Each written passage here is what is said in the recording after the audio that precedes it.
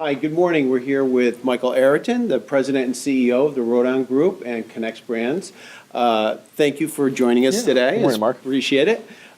Just wanted to take a few minutes of your time. Michael spoke this morning at the Executive Manufacturers Network event, and we wanted to talk to him just a little bit about the power of the Made in the USA brand and how that's coming back, or how it's really maybe never gone away, but it's getting stronger, which is a great sign. It really is. I think when you think about all the work that's been done by manufacturers over the last decade now of reshoring, bringing things back to the United States from overseas, one of the lessons for me out of the Great Recession really has been the power of the Made in the USA brand.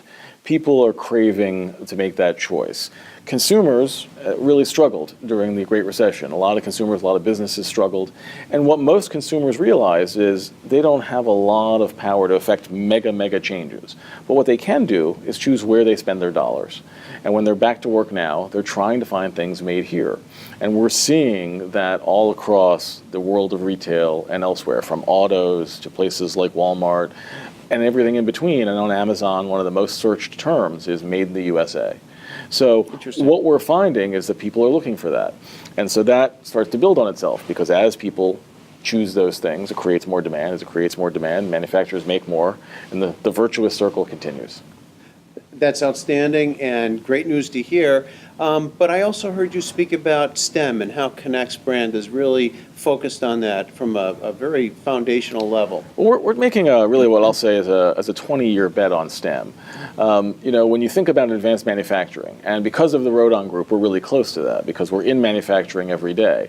21st century manufacturing is a lot of robotics, a lot of technology, a lot of automation, and that requires the fundamental STEM skills, the science, technology, engineering, and math skills. Well, while the adults today know it, and some companies are retraining those who don't, what about the next 20 years? And those are the kids that we've been focused on for a long time. So we've developed a whole line of STEM education sets to address that issue. I'll take Connects education into the schools, and we're in a few thousand schools now, and let the children be exposed to those basic skills, whether they're making a roller coaster and learning centripetal force, or making another big structure and learning about gears and pulleys and all the fundamentals of design, and working together and collaboratively is the core of what they'll need to be able to do the jobs of tomorrow. And so that's what we're working on. And I understand you also started a competition that's growing quite nicely. We did, yeah. So 4 years ago, we had this really cool idea. Could we turn the concept of STEM into a spectator sport? And so what we decided to do was create this challenge where we gave all the teams of kids the same set and gave them a challenge. Could they make a people mover? And 4 years ago, we started literally with one school. And this last year, and just concluded in May of 2014, we had over 800 teams from all over the state, 4,000 kids. The finals at Harrisburg University, introduced, the finals by the governor of the state. Governor Corbett did the introductions, judged by the president of PECO and Fisher Thermo Scientific, both great Pennsylvania companies.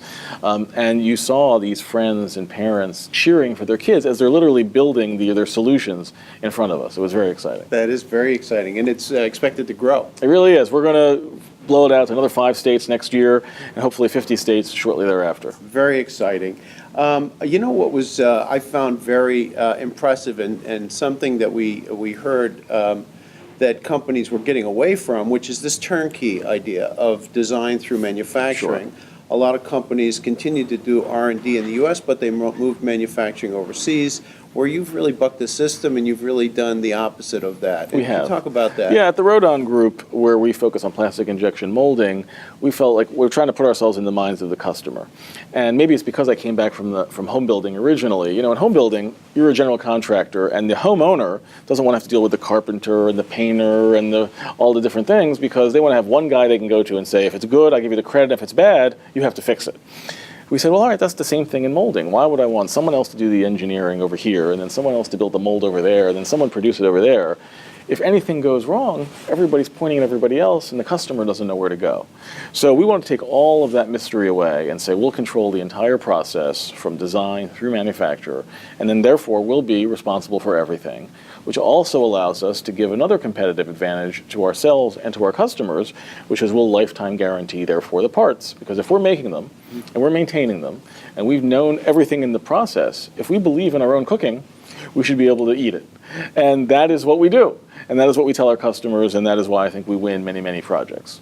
Now, and that's also led to your growth in overseas markets. It has. So once you start to be able to control all elements of your supply chain and have a shorter one, now we're able to take NEX, make it in the United States, and export it to places like Canada and the UK and Australia and Mexico and 20 other countries around the world, so that we can see because kids are kids around the world, and they're all creative, and they all want to make things. And in some countries it's with sticks, and in some countries it's with glue, and in some countries it's with NEX.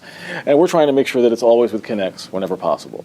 And so that's the benefit of that. And what's nice about having a short supply chain is as we see demand grow, we can fill that demand and export it to other countries and take advantage of the great workforce and skills that we have right here in the USA. That competitive advantage. It's a huge competitive advantage to be able to control the whole process, have a short supply chain, and fill demand faster than your competitors. That speed to market cannot be overstated.